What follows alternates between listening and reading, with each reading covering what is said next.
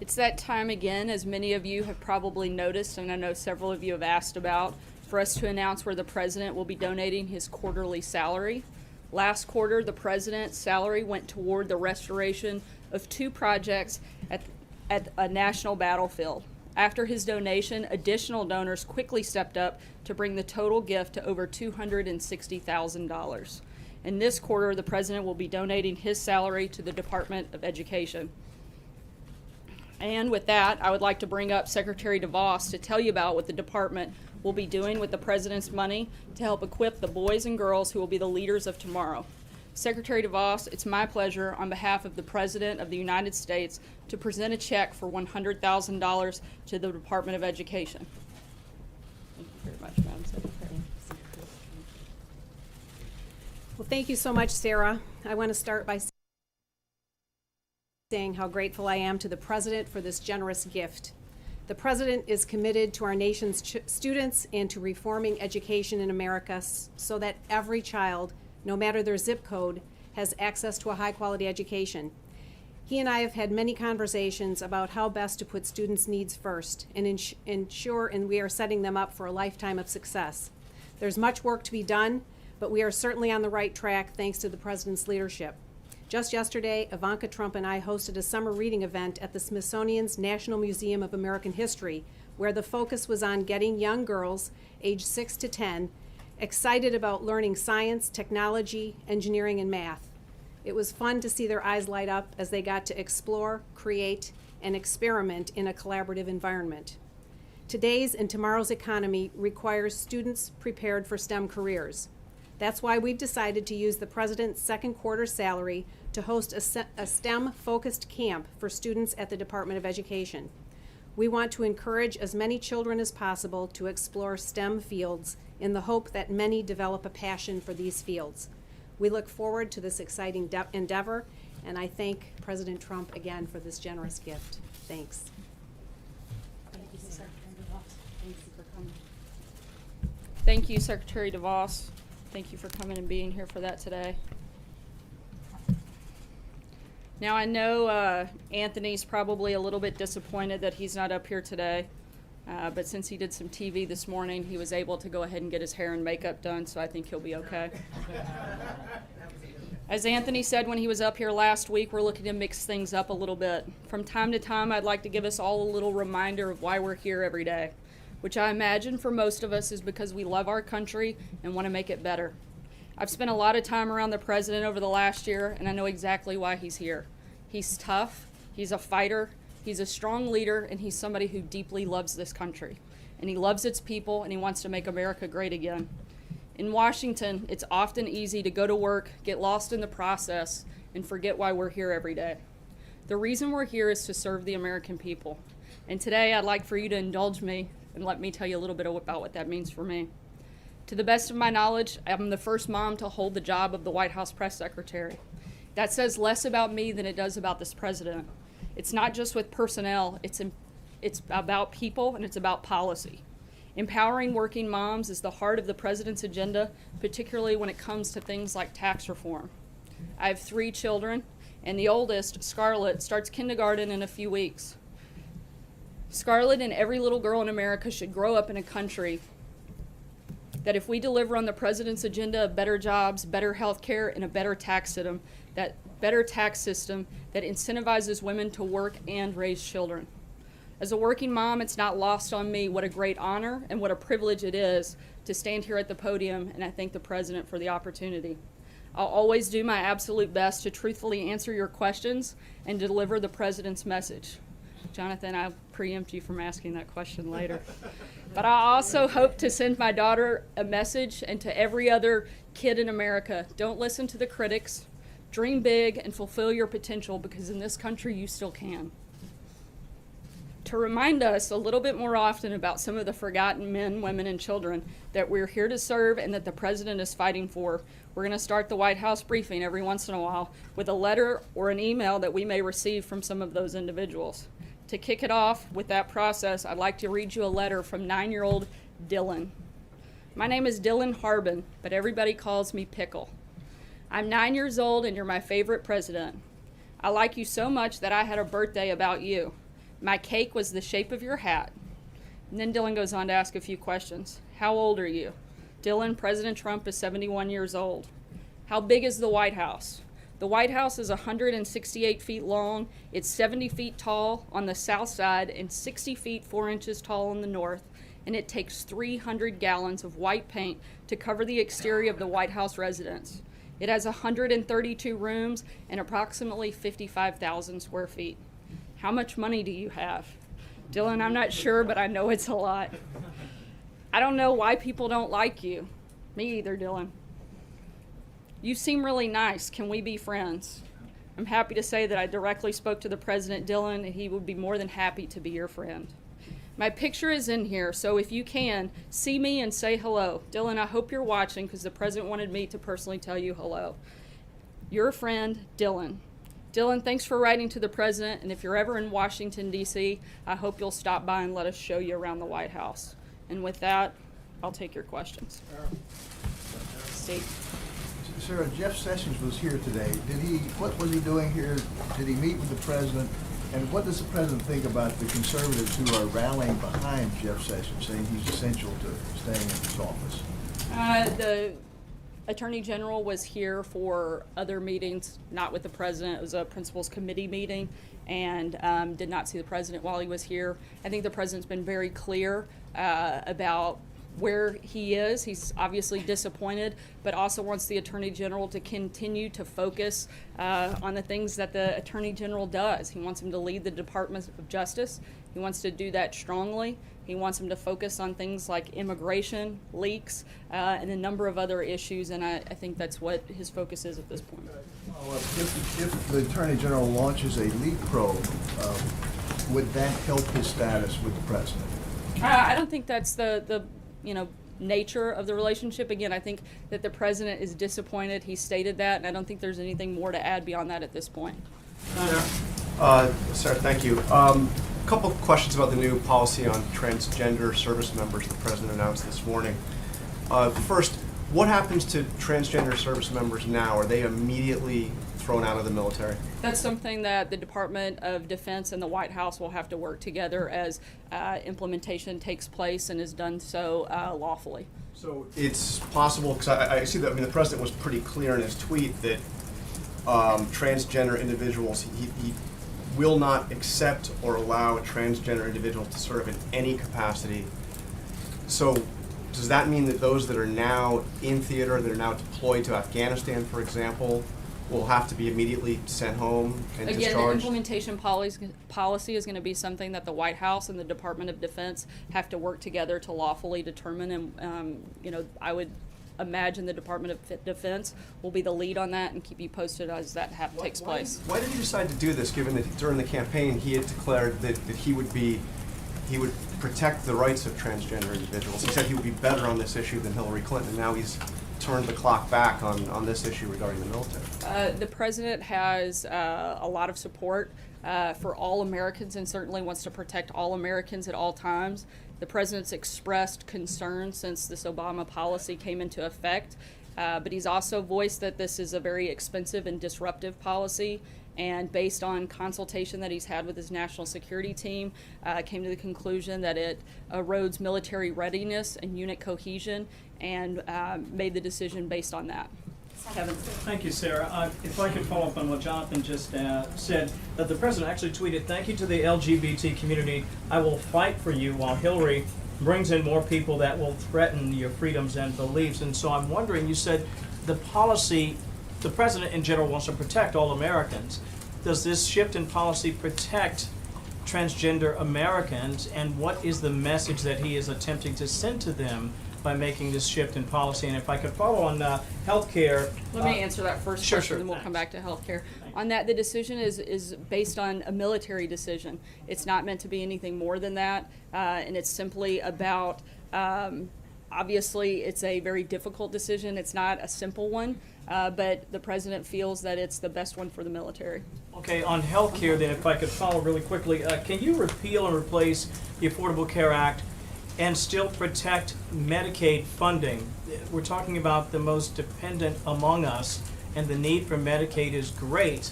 And that seems to be a major concern among some lawmakers, including Alaska Senator Lisa Murkowski. So I'm wondering, from the president's perspective, if congressional lawmakers do send him a repeal that does not protect Medicaid funding, is that something he would still support? And what is he doing to try to protect Medicaid as it is now? The president's been clear that he wants to protect those that are part of that program, but also very focused on repealing and replacing. We're working through that process. Excited about the progress that was made yesterday, and we're going to continue pushing forward until we get a new and better health care plan. Francesca? Thank you, Sarah. One short thing and then questions. Can you provide us with a copy of the letter that you read? Maybe even hold it up or just read a copy to us? I'll be happy to. That would be wonderful. Knock out Dylan's name, last name. Yes, Be thank happy you. to provide it. But back on Attorney General Jeff Sessions, you said that he didn't meet with the president when he was at the White House this week. Has he spoken to the president this week? Do you know when the last time the two of them spoke was? I don't believe they've spoken this week. I'm not sure on the time frame. Okay, and then another follow-up on Jeff Sessions. You said that the president, you said that the president has been very clear about his position on Jeff Sessions, and yesterday the president said that he wasn't leaving him to, quote, twist in the wind. But he continued to tweet about him this morning. If he is so frustrated and so disappointed in him, why doesn't he just ask him to resign or fire him? Why does he continue to just tweet about him instead? Look, you can be disappointed in someone, but still want them to continue to do their job, and that's where they are. Continue in that job? I think that I made clear last week, if there comes a point he doesn't, he'll make that decision.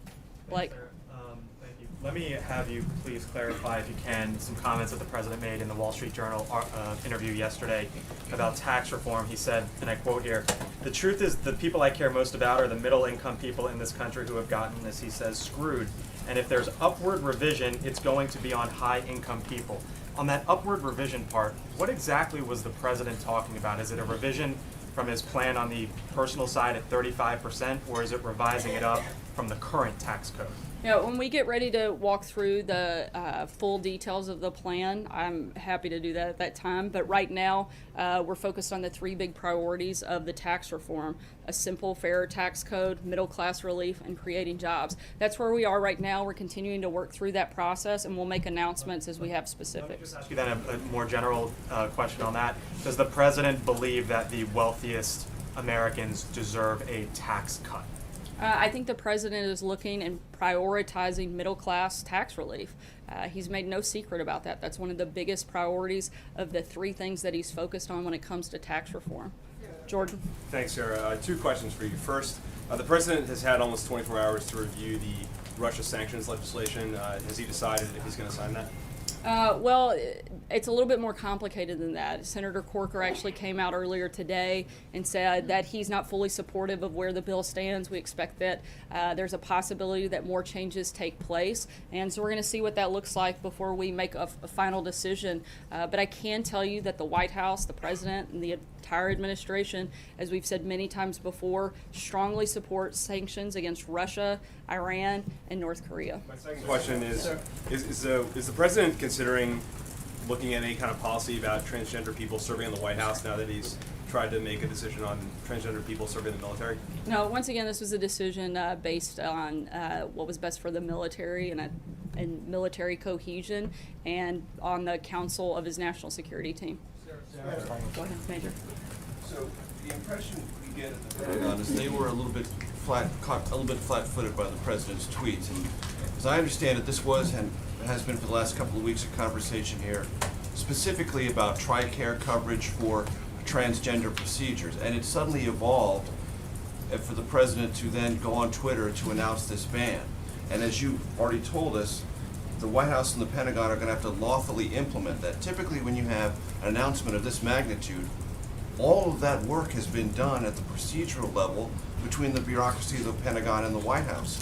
Why wasn't any of that work done, and why was the Pentagon caught so surprised this morning by the president's tweets on it? Yeah, as I said before, that the president's national security team was part of this consultation. You mentioned yourself that there have been ongoing conversations.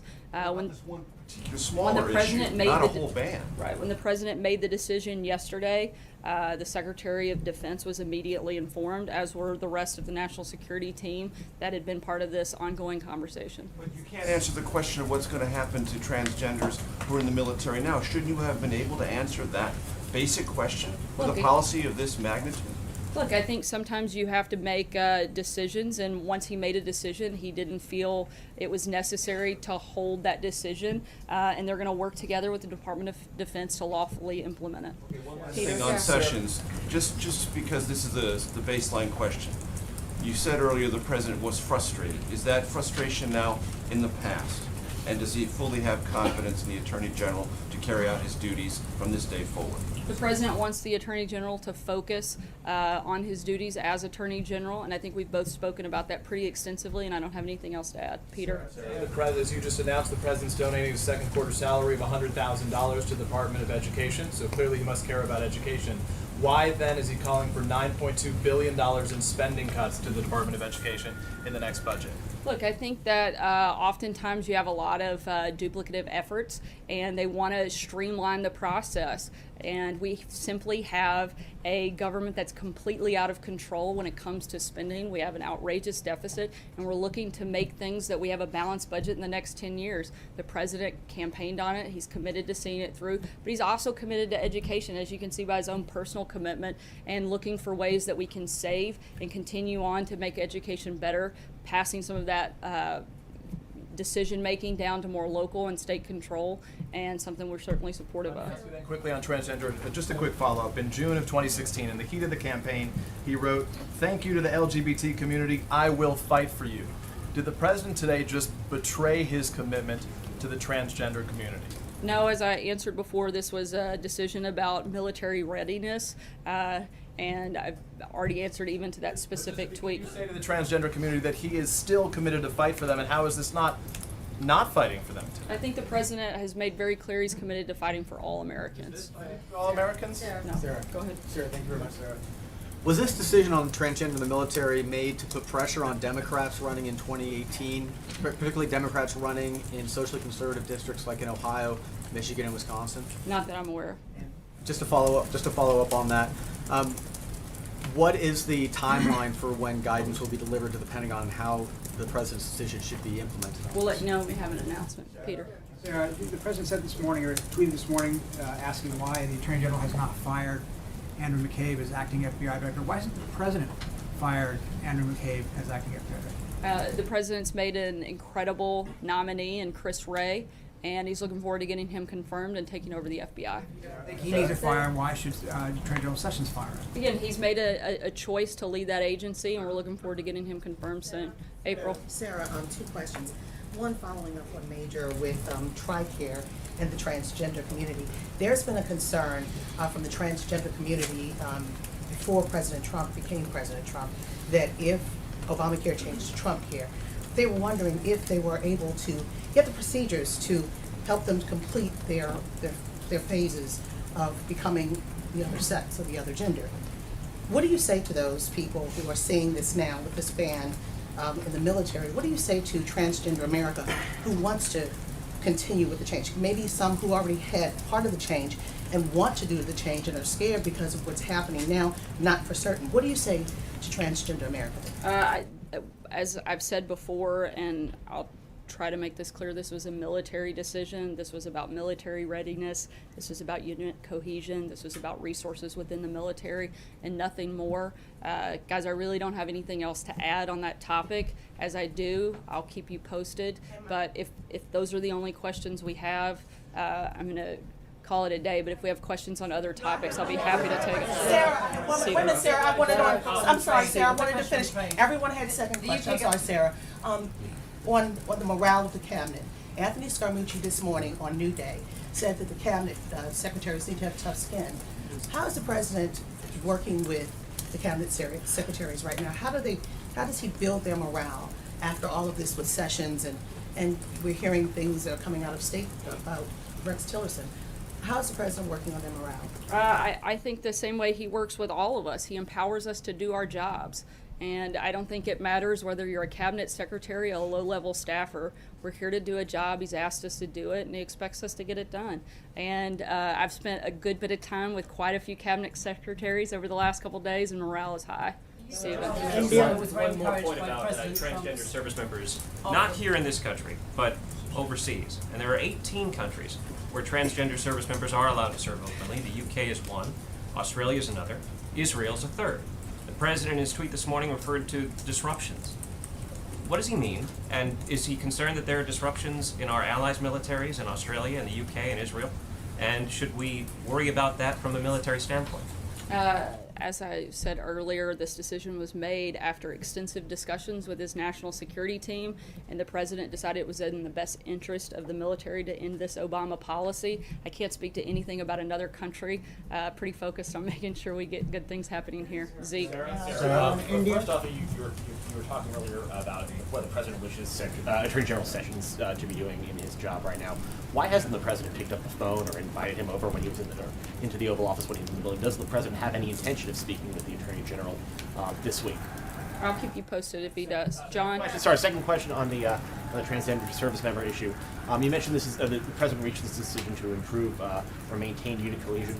How does it maintain or improve unit cohesion to leave thousands of service members, some who may be overseas, serving in units overseas, in the dark about their status within the military? Once again, this was a decision made after the consultation with his national security team and decided the best decision. Alex. I want to ask you about a tweet the president had on Sunday. He said, "It's very sad that Republicans, even some that were carried over the line on my back, do very little to protect their president." Which Republicans is the president talking about, and what would he like to see from them? What sort of protecting? I'm not going to call out any senators by name up here today, but I think the president is very committed to a robust agenda and changing America for the better. And the Republicans have both the House and Senate. He's hoping they'll join him in pushing forward a lot of the policies that most of those people campaigned on, like repealing and replacing Obamacare. I think that's a perfect example of Republicans needing to step up to commitments that they made during the campaign and since being elected and get those things done. Guys, I hate to cut it short. The president's got an event, as I know you can all hear by all of the cheering children. I hope that we can join together in welcoming the boys and girls from the Girls Nation. Thanks, guys.